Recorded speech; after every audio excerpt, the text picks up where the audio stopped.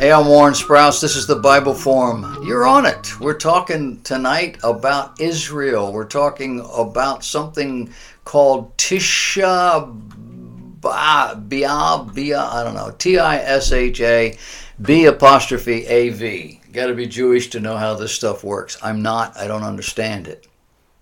But about 1,300 Jews visited the Temple Mount this past Tuesday night at sundown, July 31st, because that was the beginning of this fast, this holiday commemoration.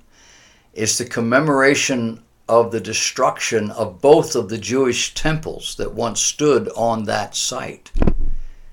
And so you had over 300 Jewish visitors ascending to the mount on August 1st, the annual day of mourning. Both of the Jewish temples were destroyed on that day in history. They were separated by hundreds of years, but the same day of the month.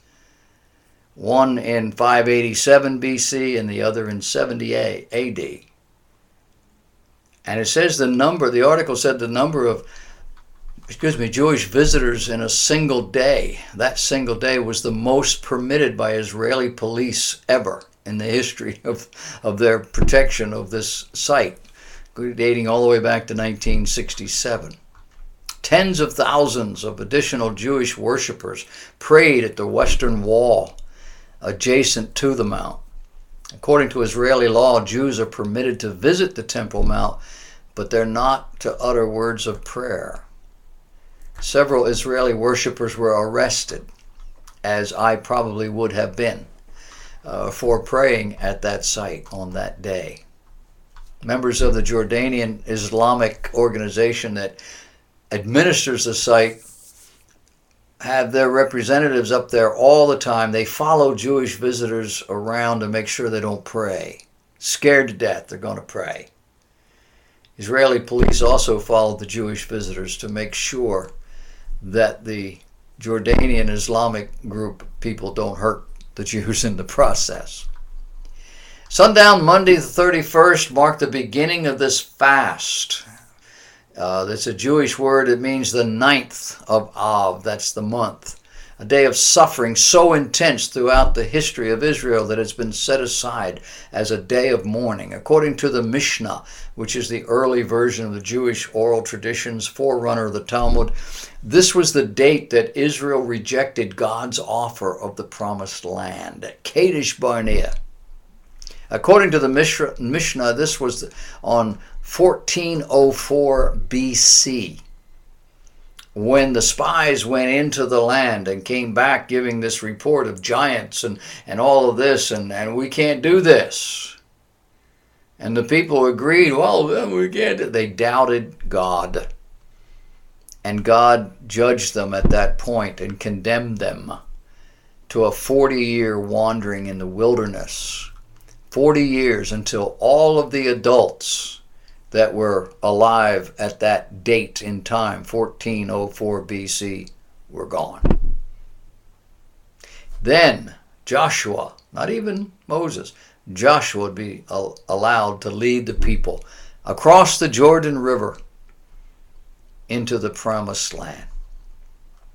The 40 years wandering was a matter of judgment. And in the Bible, that number 40 corresponds to that. It was this date in 587 BC when the first temple was destroyed. It was this date in 70 AD when the second temple was destroyed.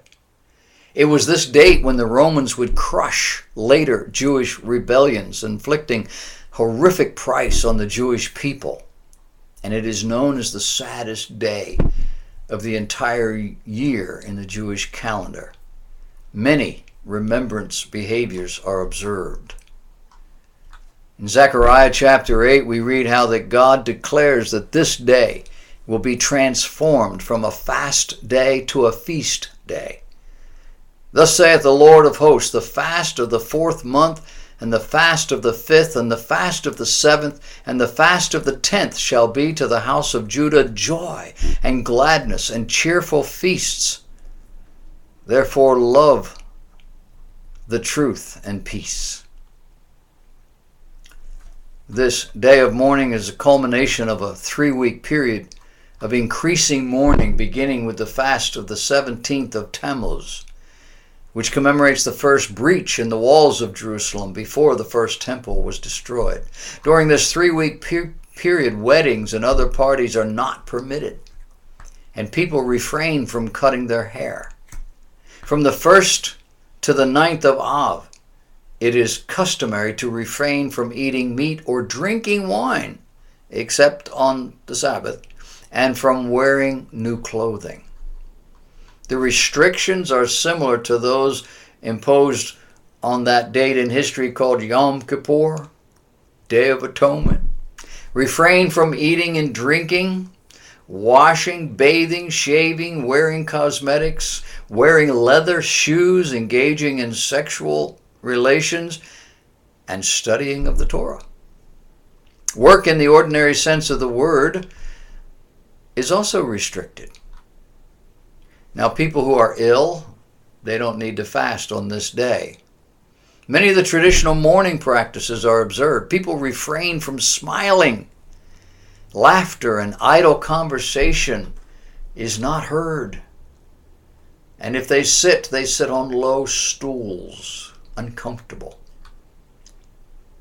In synagogue, the Book of Lamentations is read, and mourning prayers are recited. The Ark of the Covenant, the cabinet where the Torah is kept, is draped in black. I mean, it's not the Ark of the Covenant, we don't know where that is, but the Ark that they have now, that's where they put it, is draped in black. Is any of this significant? Well, only in the sense that Israel is keeping track. In the sense that believing Israel is still anticipating their Messiah. The heightened activity in and around the Temple Mount these last couple of weeks, and I believe moving forward, is also significant. The Arab nations are very anxious about all this. Israel seems more fixated on the Temple Mount these days than ever before. More than 1,000 Jews went up to the Temple Mount on this holy day. Not a few prayed. In a poll conducted by Israel's Channel 2, more than 3/4, 77% of Israelis said Israel's security cabinet capitulated in its decision to remove the metal detectors. 67% of respondents took a negative view of Israel's Prime Minister Netanyahu's handling of the crisis. Israeli Education Minister Naftali Bennett challenged the decision to remove the metal detectors, saying Israel comes out weakened from this crisis. Instead of sending a message about Israel's sovereignty on the Temple Mount, it sent a message that Israel's sovereignty can be questioned. Jordan, the PLA, Turkey, and others are paying attention. Many Muslims are making their way to the Temple Mount from other countries in solidarity and anticipation of Jewish problems. It is a little tense over there right now. You need to pray for the ultimate peace and deliverance of Jerusalem.